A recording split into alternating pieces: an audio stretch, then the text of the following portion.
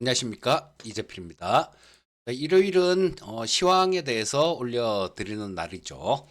먼저 미국 시장부터 좀 짚어보고 넘어가도록 하겠습니다. 미국 트럼프죠, 트럼프. 뭐 좀 조용한가 싶더니 또 관세에 대한 얘기를 하면서 시장을 좀, 장 초반에 미국 시장 장 시작하기 전에, 미국 시간으로 아침이죠. 미국 시간으로 아침 한 7시 조금 넘어서 트위터에 트럼프가 그런 얘기를 했다 그래요. 관세 관련된 얘기를 막 했다라고 얘기를 합니다.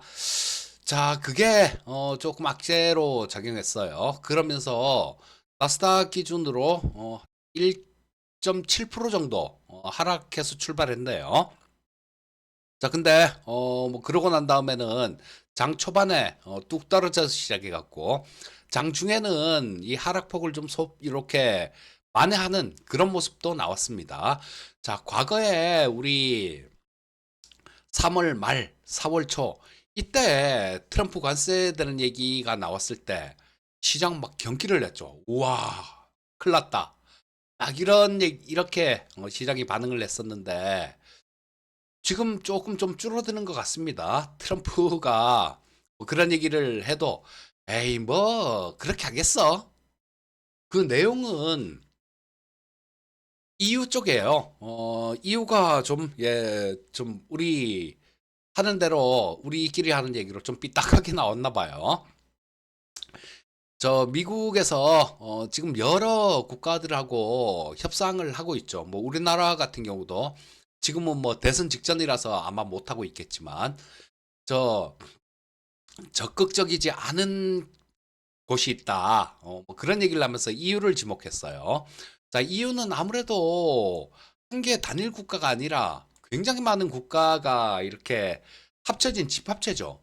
뭐 독일 같은 경우는 뭐 각각 관심 분야가 다 달라요. 독일 같은 경우는 자동차가 굉장히 관심이 많을 거고, 또 뭐 어떤 국가는 이 뭐 저 농산물 같은 것들 이런 게 관심 대상이 될 수 있을 거고, 막 굉장히 많이 여러 개 국가가 합쳐진 집단이기 때문에 이해관계 때문에 상당히 어려움이 있을 겁니다. 원래 그럴 거예요. 근데 여기다가 그런 얘기를 했죠. EU는 니들은 뭐 의지가 없는 것 같아. 그러면서 너네 지금 내가 9개월 90일 정도 저 관세에 대해서 연기를 다 해줬는데 전 세계적으로 이거는 선의를 갖고 한 거야. 근데 니들 뭐 하는 거냐 지금? 이런 것 같습니다. 이웃 쪽에다가 6월 1일부터 50% 관세를 때리겠다. 이런 얘기를 했어요. 저 50% 관세를 확 때리면 무서운 일이죠. 근데 저 유럽 주식들은 좀 빠지긴 빠졌습니다. 근데 이 쇼킹한 얘기 여기에 비해서는 뭐 그렇게 크게 아주 크게 빠졌다라는 생각은 들진 않아요. 뭐 독일이 1.5% 정도 하락했고 유로스톡스가 1.8% 정도 하락했으니까 뭐 그 얘기한 충격 여기에 비해서는 그 크기에 비해서는 50% 관세를 6월 1일이면 이제 다음 주잖아요. 다음 주부터 때린다 그랬는데 시장에는 그런 것들이 있는 겁니다.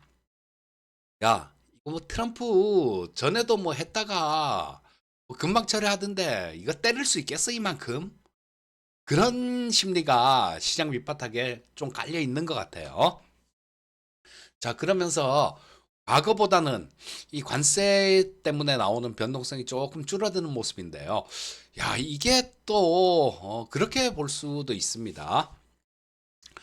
좀 너무 방심하고 있는 거 아닌가? 지금 트럼프가 이때요. 이때 막 90일 유예한다 이런 얘기를 했는데 요거는 그런 부분들 때문에 그랬죠. 워낙 지금 저 시장 자체도 되게 불안해지고 막 비난이 너무 많으니까 여기서 90일 유지 연기해준다라고 얘기를 했는데 그 주가 수준을 보면 거의 다 올라왔어요. 거의 다 회복되다 보니까 그런 논리가 생기는 겁니다. 야, 우리 지금 보편관세 10%는 물리고 있는데 그렇게 하더라도 니들 물가 올라갔어 지금? 물건 살 때 물가 오른 거 있어? 이런 논리입니다. 자, 근데 조금 좀 시장이 너무 방심해도 안 돼요. 이 시장에서는. 왜냐하면 지금 같은 경우는 이 미국 관세 부분이요. 이 부분이 저 4월 달부터 적용이 됐잖아요. 4월 달부터 적용이 됐는데 그 전에 물건 들여온 게 있었죠. 물건을 그 전에 저 트럼프 관세 때린다는데 야 창고 얼마네? 창고 이만해? 거기다가 물건 꽉 채워놔. 이렇게 해갖고 물건을 미리 받아놓은 물건 그것들을 팔고 있었기 때문에 이게 관세가 크게 물가에 영향을 미치지 않았을 겁니다. 근데 미국 쪽에서 그렇다 그래요. 이렇게 가다 보면 저 뭐 월마트도 이제 우리 저 물건 값을 좀 올려야 된다 이런 얘기를 했죠. 그 트럼프는 거기다 대고 막 뭐라고 노발대발 했지만요. 기업들이 마찬가지로 이제는 뭐 기업이라는 게 이윤을 추구하는 게 기업이지 않습니까? 뭐 남고 팔아야 되는데 그냥 지금 현재대로 팔았다가는 뭐 손해는 아니겠죠? 설마 손해는 아닐 것 같아요. 하지만 뭐 비용들 이런 것들을 계산해 보면 좀 어려워질 수 있다라는 겁니다. 그렇기 때문에 여기서 이런 물가 상승 압력들 이런 것들도 좀 있고요. 하여튼 이런 부분들은 조금 신경을 써야 되는 부분일 것 같아요. 그리고 관세 관련해 갖고 또 한 가지 애플을 때렸어요.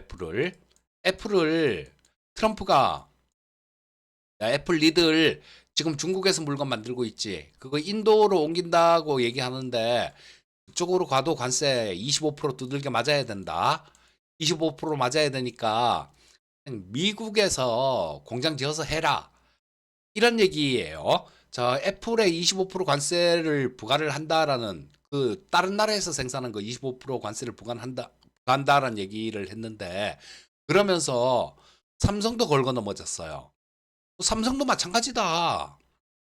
아이폰 25% 관세 물리면 삼성도 한국에서 만드는 거, 뭐 어디서 만드는 거, 어디서 만드는 거, 이런 것들 다 관세 때릴 거야. 이런 얘기를 했어요. 자, 요거는 삼성전자 주가가 안 그래도 요즘 좀 안 좋은데, 뭐 조금 또, 더 무거워지는 그런, 재료로 작용할 수 있을 것 같습니다. 자, 미국 트럼프가 그런 것 같아요. 주가가 회복이 다 됐으니까 좀 자신감이 생긴 것 같습니다. 그리고 지금 트럼프가 막 신경 쓰던 게 세제 개편안이죠. 뭐 우리나라 IRA 법안도 거기 포함이 돼 있기 때문에 우리나라 신재생 에너지 쪽이나 그다음에 저쪽 뭐 저 2차 전지 쪽 이런 쪽에 상당히 좀 주가를 끌어내리는 역할을 하기도 했습니다만 자, 이 세제 개편안이 하원을 통과했죠. 그러다 보니까 한시름 돌린 거예요. 저건 됐고, 자, 이제 그럼 다시 관세를 쪼여볼까? 뭐 이런 거 같습니다. 참, 이 트럼프는 진짜 알 수 없는 사람, 뭐 상식적으로 생각하면 알 수가 없죠. 근데 트럼프 자기 입장에서 생각해 보면 알 수도 있을 것 같은데, 지난주에 또 재밌는 일이 있었다 그러죠. 코인이요. 지금 트럼프가 코인을 만든 게 있죠. 트럼프 코인, 그리고 트럼프 부인 멜라니아 코인, 요런 걸 만들어 놨는데, 이걸 행사가 있었어요. 이거 행사가 있었는데, 참, 여기서 또 재밌는 일이 있었다라고 얘기를 합니다. 여기 코인 행사하는데요. 자, 220명을 초청했대요. 220명을 초청을 했는데, 트럼프 코인을 가장 많이 산 사람, 그 순서대로 1등부터 220등까지. 자, 순서대로 이렇게 초청을 냈는데 여기 220명 안에 들어가려면요. 제일 마지막에 있는 사람이 180만 달러 어치를 샀대요. 180만 달러면 우리나라 돈으로 뭐 한 20 몇 조 정도 되죠. 한 24조 가까이 되겠네요. 자, 24조 정도 될 것 같은데 제일 적게 갖고 있는 사람이 180만 달러예요. 자, 근데 이 사람들을 초청을 했어요. 근데 트럼프가 그랬다 그럽니다. 뭐 이 행사니까 와서 뭐 코인 쪽 뭐 어떻게 하겠다. 또 이거 많이 클 것이다. 내지는 뭐 밥이라도 같이 먹고 오찬이라도 하면서 사진도 찍고 뭐 그런 시간이 될 줄 알았는데요. 트럼프가 이 행사장에 헬기를 타고 막 두두두 하고 왔대요. 헬기 타고 와서 20분 만에 잘 있어 나 간다 그러고 갔답니다. 아, 이 사람들 뭐해 이거 해외에 있는 사람들도 많은데 그 행사를 한다라고 해서 가니까 20분 만에 그냥 가버리고 트럼프는 그리고 뭐 밥도 그랬대요. 뭐 안심이 안심하고 그 생선이 있는데 그 둘 중에 야 니들 먹고 싶은 거 둘 중에 하나 먹어 이랬다라고 얘기를 합니다. 아 이거 좀 그래도 24억인데 제일 작은 사람이 투자한 사람이 제일 작은 사람이 우리나라 돈 24억인데 하여튼 진짜 예, 알 수 없는 사람이에요. 뭐 일설에는 트럼프 코인이 지금 그렇게 올라가질 않아서 트럼프가 기분이 되게 나쁜 상태다. 그렇게 얘기를 하는데요. 참, 예, 그런 부분들이 있어서 좀 재밌네요. 아, 그리고 저 월요일 날 우리나라 시장 같은 경우는요. 일단 뭐 미국 시장을 좀 반영을 해야 되겠죠. 그러니까 아침에 시작할 때 이 22평선 자체는 깨고 시작할 확률이 되게 높습니다. 근데 뭐 아주 이번 주 시장 같은 경우도 그렇게 큰 변동성 뭐 트럼프가 주 후반으로 가면서 자 요게 6월 1일부터 한다 그랬으니까 저 6월 1일이 다음 주 어, 6월 4일이었던가요? 하여튼 6월 초부터 관세를 부과한다 그랬습니다. 자, 이번 주 지나면 다음 주에는 또 그런 얘기들 나올 수 있어요. 야, 이거 진짜 50%대는 큰일 났는데? 이런 얘기들 나올 수 있습니다. 그래서 이번 주에 좀 봐야 될 체크 포인트는 그런 부분이에요.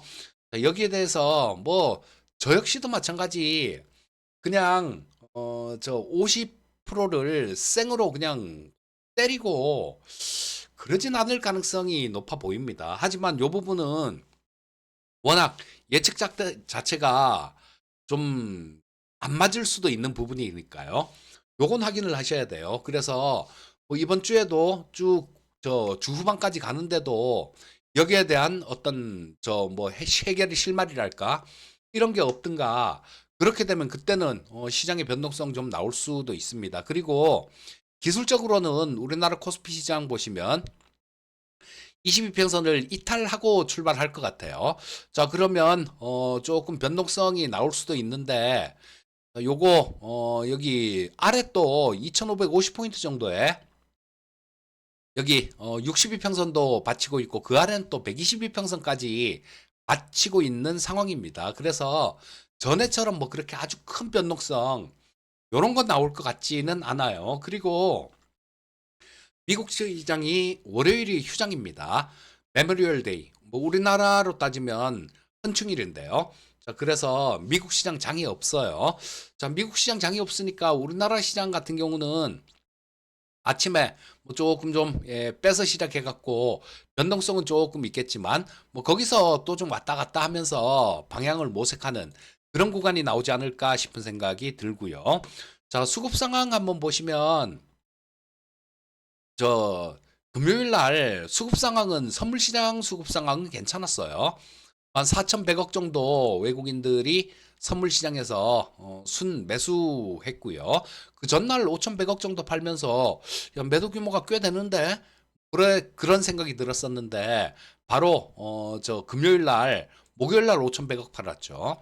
금요일 날 4,100억 정도를 사면서 뭐 그냥 저 밑에서 산 사람들 차익 실현 물량들 좀 나온 거구나. 요 정도로 볼 수 있는 그런 수급이 나왔습니다. 여기서 선물 시장의 수급을 잘 봐야 돼요.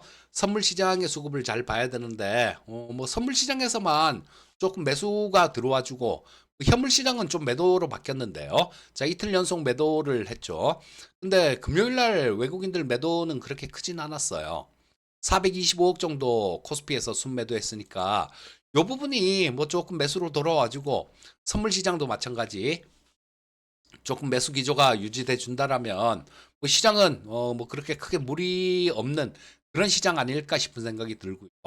자, 근데 미국이 뭐 한마디 더 해드리면 시간이 약간 좀 저 있는 것 같아서 영상이 아주 길어지면 곤란하니까 어느 정도 수준에서 하는데요.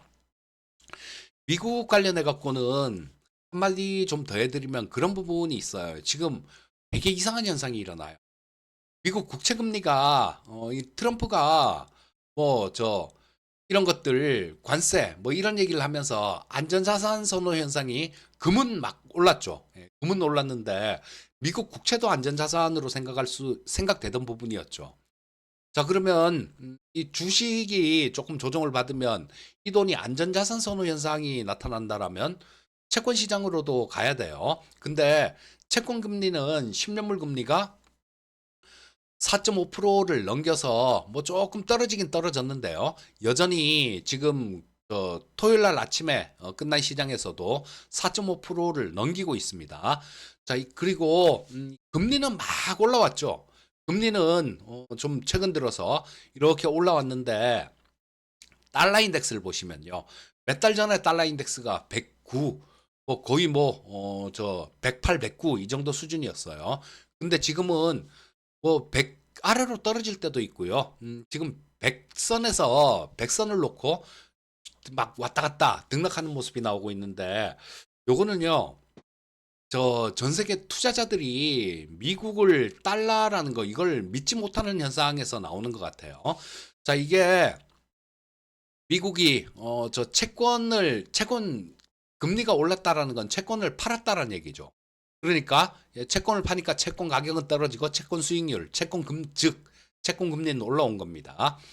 자, 근데 요걸 그냥 미국에 그대로 있었다기보다는 달러 인덱스도 떨어졌으니까 환전을 해서 나오는 그런 자금들이 많았다라는 얘기입니다.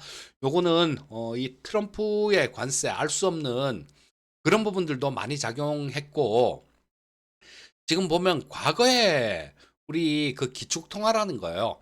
요런 게 100년을 넘기기 어렵다. 이렇게들 얘기를 합니다. 과거 역사상 그랬어요. 뭐 파운드화도 그랬었고 기축통화들이 그런 모습을 보였는데 지금 미국이 저 달러가 기축통화가 된 게 지금 한 80년 정도 됩니다. 80년 정도가 돼서 여기에 대해서 거대한 변화, 이런 변화를 좀 예측하는 그런 사람들도 있어요. 그래서 이런 부분들 같은 경우는 좀 커다란 변화가 될 수 있기 때문에 저 역시 마찬가지 매일매일 달러 인덱스도 체크하고 미국 채권 금리도 체크하고 미국의 경제 지표 이런 거 다 체크를 하고 있어요. 그때그때 나오는 거마다 다 체크를 하고 있는데 어쩌면 굉장히 큰 변화가 좀 있을 수도 있지 않을까 뭐 그런 생각이 듭니다. 자, 그래서 뭐 일단 우리는 저도 마찬가지죠. 큰 매크로 뭐 이런 걸 보고 투자를 하면 참 편하겠는데요. 제가 이 회원님들 리딩을 하고 그런 사람이기 때문에 또 제 고집대로만 할 수는 없어요. 그때그때 또 좀 상황에 맞춰 갖고 매매도 이렇게 하게 해드리고 그래야 되는 경우가 있기 때문에 자, 그렇지만 좀 거대한 그리고 트럼프가 어떻게 하느냐에 따라서 미국의 경기 침체 이런 부분들도 분명히 있을 수 있습니다. 자, 그래서 이런 부분들은 계속 관찰해 나가야 되는 부분이에요. 그거는 뭐, 추후에도 어떤 변화가 있으면 좀 말씀드리려고 하고 있고요. 자, 뭐, 이번 주 시장 같은 경우는 변동성이 조금 생길 수도 있을 것 같습니다. 근데 전에처럼 이렇게 확 부러지는 시장, 이런 시장은 아닐 것 같다라는 거.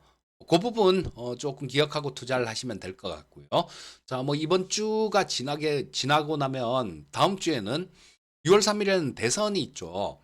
아무래도 뭐 대선 같은 경우는 요것도 제 이 채널에서도 한번 다뤄드리고 싶긴 한데요. 제가 과거 정권별로 연도별로 다 뽑아놓은 게 있어요. 연도별로 코스피는 얼마 올라가고 코스닥은 얼마 올라가고 뭐 혹은 얼마 빠지고 이때 미국은 어땠고 대만은 어땠고 그리고 대통령 각 정권별로도 제가 다 뽑아놓은 자료가 있어요. 근데 이런 자료를 갖고 굉장히 노력해서 애써서 직접 뭐 숫자 하나하나 다 확인해 가면서 만든 자료입니다. 근데 가끔 그런 경우가 많죠. 이런 걸 갖고 선의로 얘기를 해드려도 그 정치 성향을 갖고 있는 분들, 그런 분들이 공격하는 경우가 있어요. 그거 뭐, 굉장히 좋은 공부 시켜드리는데, 그걸 갖고 요거를 자기 정치 성향하고 틀린 팩트인데요. 틀린 그런 다른, 그런 얘기를 한다라고 욕을 하고 막 그런 분들이 있어요. 그래서 해드리려고 해도 그런 분들이 있을까봐 제가 좀 쉽게 이렇게 해드리지는 못할 것 같습니다. 어쨌거나 자 이것도 지금 뭐 쓸데없는 정보도 많고 정보가 넘쳐나는 사회라서 그런데요. 본인들이 이렇게 저 이런 거를 하나하나 다 찾아갖고 하려 그러면 시간 엄청나게 많이 걸릴 겁니다. 근데 그런 거를 다 정리를 해갖고 이렇게 얘기를 해주는데도 삐딱하게 보는 분들, 그런 분들이 계셔서 제 채널에서 나중에 기회가 되면 한번 다루기로 하고요. 어쨌거나 6월 3일 그 대선 이후에는 아마 주가 흐름이 괜찮을 것 같다라는 거. 뭐 그런 자료가 있는데 그 자료를 갖고 말씀드리진 않고 결론만 말씀드리면 그런 겁니다. 특별한 그런 변수가 없는 한은 트럼프가 또 미쳐 날뛰면 안 되겠죠. 근데 그런 부분들이 없고 조금 평이하다라는 그런 전제하에 시장은 대선 치르고 나면 괜찮을 것 같으니까요. 그때 한번 보시면 좋을 것 같습니다. 그리고 이번 주 같은 경우는 다소간의 변동성은 생길 수 있는 장이다. 이렇게 말씀드리면서 오늘은 인사드리겠습니다. 자, 항상 성공 투자하시고요. 저는 다음에 또 뵙도록 하겠습니다. 감사합니다.